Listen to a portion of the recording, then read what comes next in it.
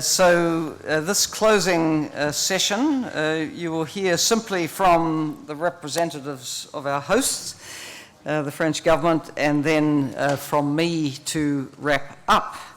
Let me formally introduce to you Odile Renaud-Basso, who is Director General of the Department of Treasury of France. I'm told the first woman to hold this position, so we commend you on that. You know, some of the most spirited discussions around this forum have been on gender and gender equality and seeing women in positions at all levels of society. So we're very pleased to welcome you, Odile, representing France from your very senior position, and we invite you to make the closing comments, really, as the host of our conference today. Thank you. Merci beaucoup, Madame la Présidente. Je m'exprime. So thank you very much. I'm going to speak French. Ministers, Excellencies, ladies and gentlemen, representatives of international organizations. Ladies and gentlemen, I'm delighted to be able to speak to you as a representative of the French government during this, the closing session of our meeting. It's the second time that France hosts the forum, the EITI forum. The last conference was held in March 2019 here in Paris in terms of the EITI.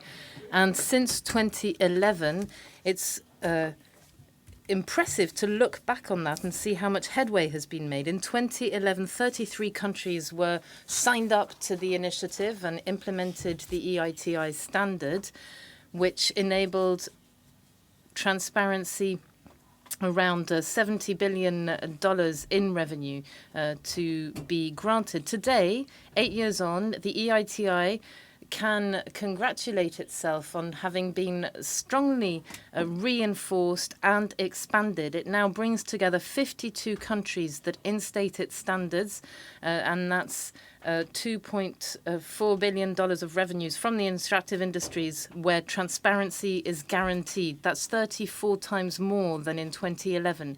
Now, these impressive results herald the success of the EITI standard and the model that it promotes, and the very high level of the delegations and guests that are here testified to this. In the latest, over the last few years, we've come to understand even more that transparency is essential to be able to instate revenues for local development. It also enables trust in institutions. Now, the issue is not just political or moral, and I'm a Director General of the French Treasury, so obviously I'm interested in economic and financial issues. As such, I believe that this issue of transparency is also linked to the economic and financial as levers for growth. We know the extent to which natural resources can bring wealth and prosperity. However, we also are aware of the fact that these natural resources can ensure that states who depend on their revenue are made more vulnerable. This is something that's particularly important in the context of the energy transition, in the context where natural resources are becoming scarcer, where excessive deficits can become the norm. It's essential to be able to break out of that paradox while ensuring the sustainable development of the economy. Now, to be able to do that, it's essential to ensure that we have better public finance management. From my perspective, there are three essential priorities. Firstly, transparency around the debt of countries, reduction of dependency on financing, and so that means better domestic resource mobilization. And I'd like to also focus on corruption. In terms of transparency of the debt, well, we've seen recently that there have been a number of cases in sub-Saharan Africa where ex post facto we've had over-indebtedness linked to a lack of transparency, and that enabled the over-indebtedness to become endemic in some of these countries. So ensuring that debts are made transparent is one lever to be able to avoid over-indebtedness, and it enables a dependency on financial markets to be lessened. This was one of the priorities of the G20 a few days ago, and it's also going to be a priority for the G20 summit. And it's essential to come up with harmonized rules in that regard. EITI and the IMF already collaborate on a number of secondary issues, but there are some areas that have to be strengthened in that regard. The second aspect that I wanted to focus on was lowering the dependency on financial markets, which means better domestic resource mobilization. When oil, gas, and the mineral sector are well managed, these resources that they provide can also create jobs, development, companies, and enable needs to be filled.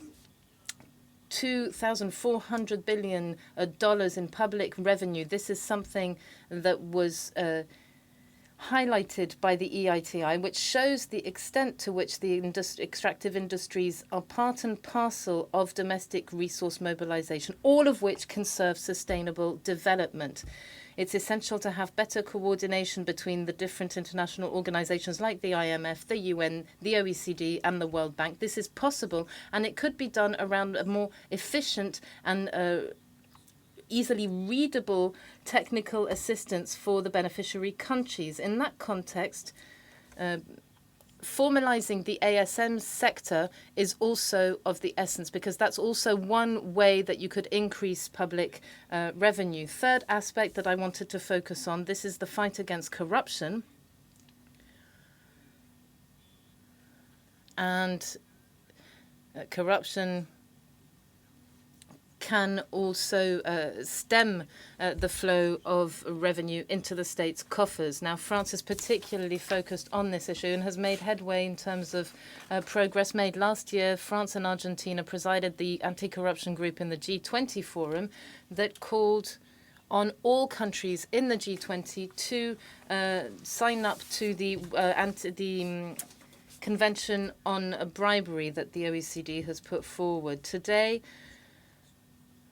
France, in the context of its G7 presidency, is also bent on ensuring higher visibility for EITI. And in that context, I wanted to pay tribute to the very positive impact that your open data policy has instated. This means that we can have public disclosure of contracts, and you can do away with a whole spate of issues, including corruption. In that regard, you have to also pay tribute to the role of civil society and all the organizations that this encompasses. In that context, the fact that African countries have taken ownership of the new EITI standard, especially in relation to beneficial owners, with the deadline at the 1st of January 2020. This is a really significant step. It's also something that will contribute to lessening corruption. Now, openly publishing data on beneficial owners is essential. This will enable better identification of corruption, which again weighs heavily on public finances in terms of the outflow of revenue that it represents. It's important then to ensure that this standard is supported, that there are enough funds to be able to ensure better technical assistance for the implementation of the standard. Now, in that regard, we consider that the Extractives Global Programmatic Support, the EGPS, is an essential tool. And for that reason, France has decided to provide 5 million euros to this fund as of next year, and so will be one of the top donor countries, which will reflect the commitment that we have around the implementation of the EITI standard, because this really is one way of giving new impetus into development. I'll just stick to that for now, and I think that this financial commitment and the fact that France has hosted this conference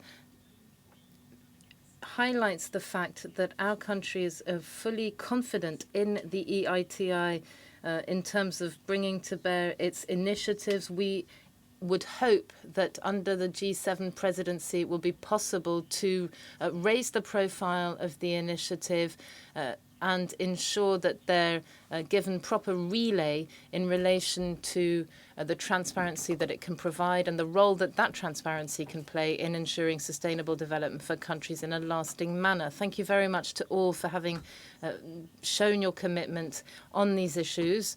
This global conference has ended with a number of signs of success of this organization, factoring in environmental impact, publishing beneficial ownership, information, disclosure of contracts. It's through these very practical, concrete approaches that we'll be able to highlight the strengths inherent in multilateral cooperation. Thank you very much for your attention.